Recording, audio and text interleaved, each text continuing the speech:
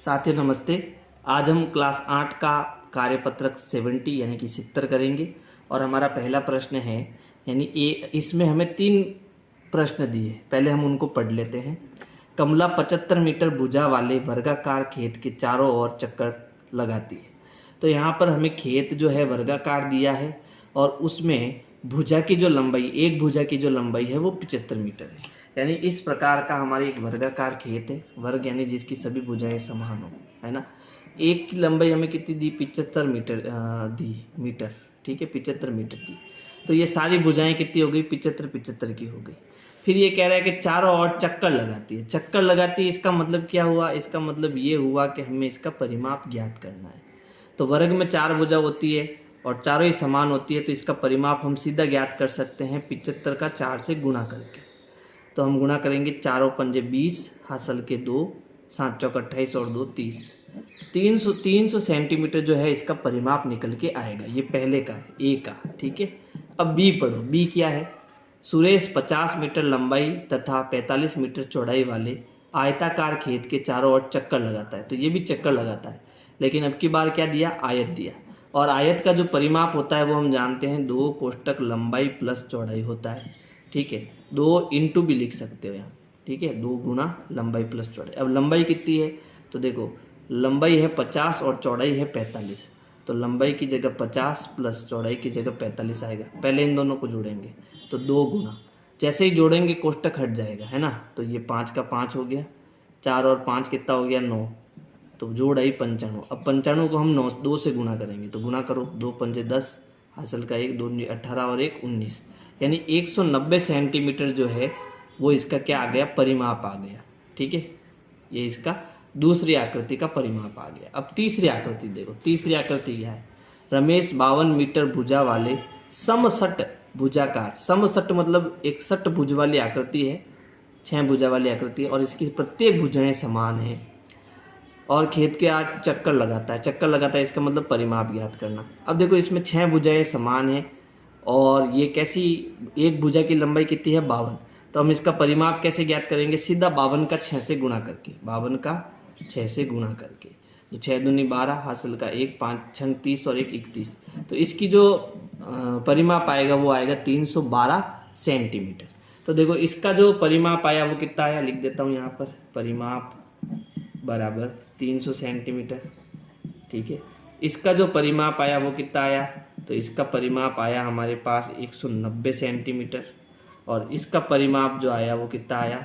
वो आया 312 सेंटीमीटर। अब यहाँ नीचे हम 2 प्रश्न दिए हैं, उनके उत्तर देने। पहला प्रश्न है, किसके द्वारा अधिकतम दूरी तय की गई? तो देखो, सबसे ज़्यादा चक्कर किसने लगाया? इसने, 312 सेंटीमीटर, है ना। तो हम यहाँ क्या लिखेंगे? मीटर है ये मीटर कर देना भाई, सब जगह मीटर है, सेंटीमीटर नहीं, ठीक है। तो सबसे ज़्यादा किसने दूरी की तय की? भाई रमेश ने, है ना। तो हम रमेश के द्वारा सबसे ज़्यादा दूरी तय की गई, ठीक है। तो यहाँ हम रमेश लिखेंगे। फिर ये तीनों द्वारा तय की गई दूरी ज्ञात कर अवरोही क्रम में लिखो। तो ए की जो दूरी है वो कितनी है? 300 मीटर है, ठीक है।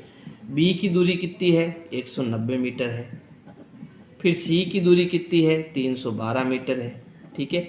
अब हम इसको किस में लिखेंगे? अवरोही क्रम में लिखेंगे। तो अवरोही क्रम में सबसे पहले यानी बड़े से छोटा क्रम, सबसे बड़ा कौन है? 312। फिर इससे छोटा कौन है? 300 और सबसे छोटा कौन है? 90। तो इस प्रकार से जो है हमें इसका उत्तर देना है। अब है प्रश्न 2। प्रश्न 2 है, नीचे दी गई आकृति के खेत के चारों ओर बाड़ लगाने का खर्च। बाड़ लगाने इसका मतलब परिमेय ज्ञात करना है, ठीक है, परिमाप ज्ञात करना है। बाड़ लगाने का खर्च 8 रुपये प्रति मीटर है, यानी 1 मीटर का 8 रुपया है। तो जितने भी टोटल लंबाई आएगी उसको हमें 8 से गुणा करना है, उसका हमारे पास खर्च आ जाएगा। तो कुल खर्च ज्ञात कीजिए या कितना होगा। तो सबसे पहले देखो, यहाँ पर ये जो आकृति है, ठीक है, इसमें हमें लंबाई दी हुई है अलग अलग। तो हम इसका पहले परिमाप ज्ञात करेंगे।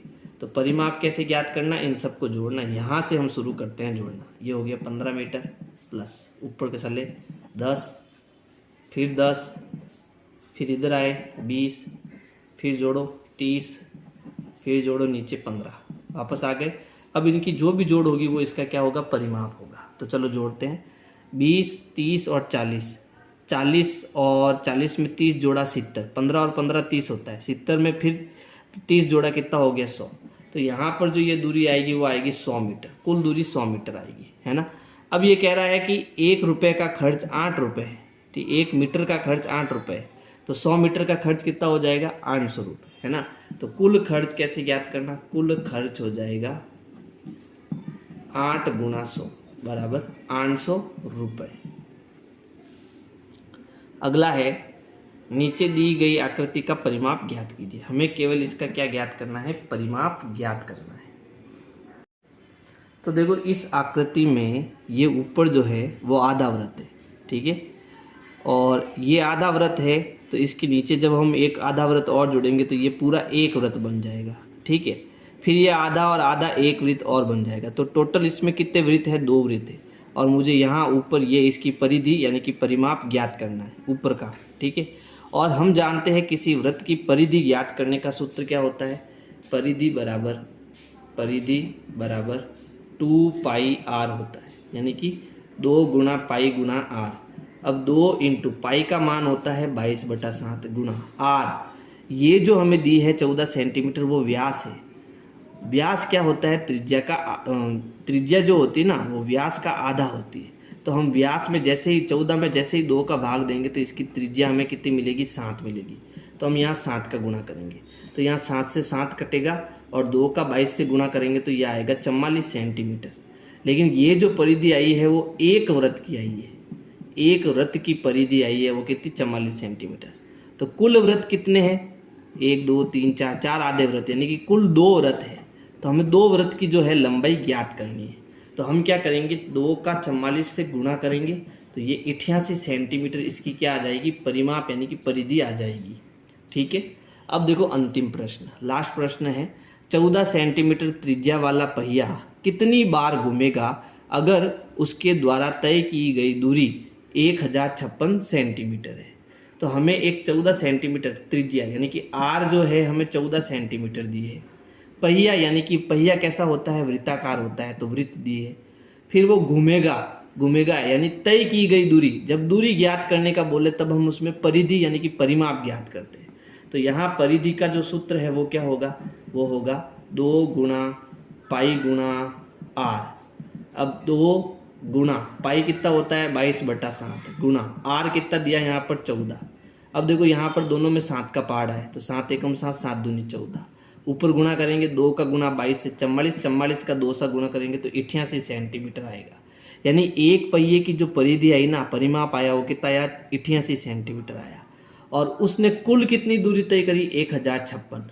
तो वो कह रहा है कितनी बार घूमेगा, तो हमें चक्कर की संख्या ज्ञात करनी है। क्या ज्ञात करनी है, चक्कर की संख्या। तो चक्कर की संख्या कैसे ज्ञात करेंगे, 1056 में हम 88 का भाग देंगे, तो भाग कितनी बार जाएगा 12 बार। तो कुल मिला के 12 चक्कर होंगे यहाँ पर, ठीक है।